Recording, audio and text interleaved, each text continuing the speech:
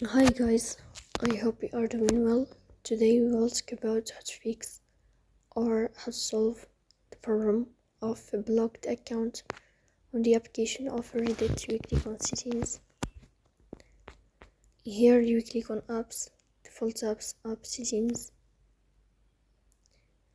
In this list you will search about the application of Reddit and you will enter. Then here in this page you will click on first stop and you will click OK. You will go to first stop and you will click OK. Then you will enter to storage. Here you will click on clear cache.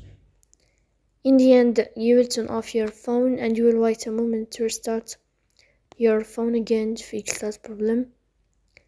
So that's all. Don't forget to support us by like and subscribe. See you next time and thank you for your watching and your attention.